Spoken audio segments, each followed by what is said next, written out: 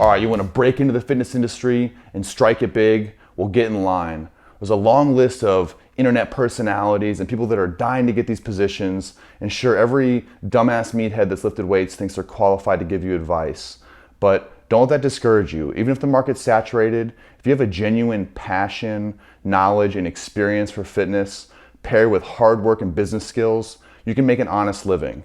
And I'm not going to give you some bullshit on how to make millions of dollars in the first couple of years, but I'm going to give you actionable steps that will grow your business and your income.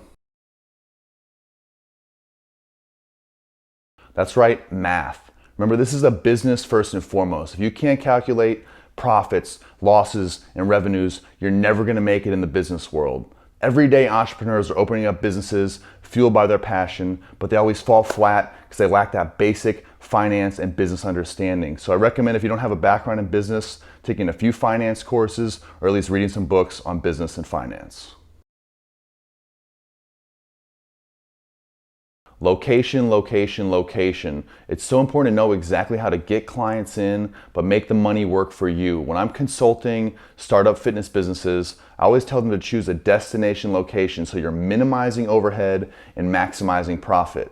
And on the other hand, I have a lot of guys tell me, oh, I want to go straight to online. And my advice is don't do that. You have to learn through trial and error, one-on-one with the clients, on how to actually get results in the trenches. This is the best way to build your reputation. Build your first 10, 100, 1,000 fans by personally interacting with them, and over time your business and brand will grow as your reputation and business flourish. You've set up your business account, you've got your studio, your office space open, and now it's time to hustle. You're never going to have any idea how hard it is to run your own business until you're actually doing it.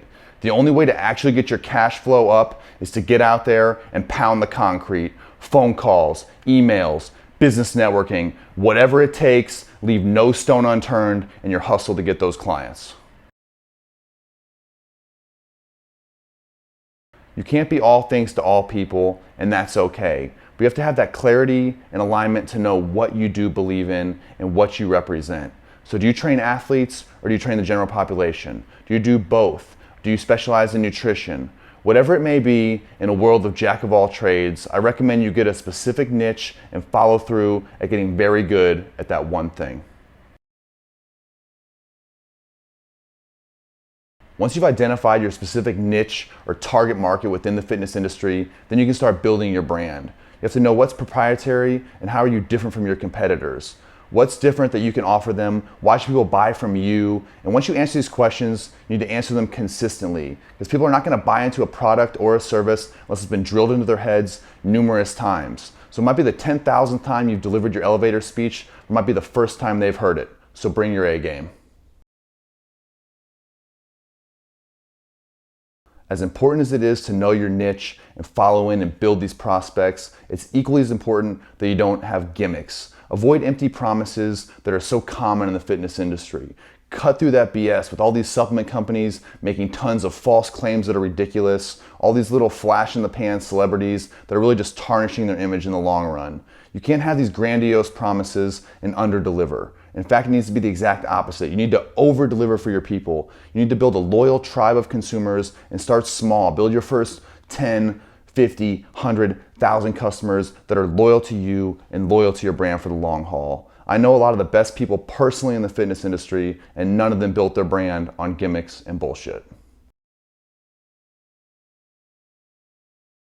Websites, flyers, emails, word of mouth, these are all viable marketing solutions, but not one of these is your silver bullet quick fix. If you want to reach out and hit as many prospects as possible, you have to plug away at marketing to multiple channels. Don't buy into these so-called gurus who have one quick secret that's going to get you results that's just as bad, if not worse, than these shitty trainers out here telling you they have one secret to get ripped. You have to plug away, grind at all these honest marketing methods, and eventually you'll reap the rewards.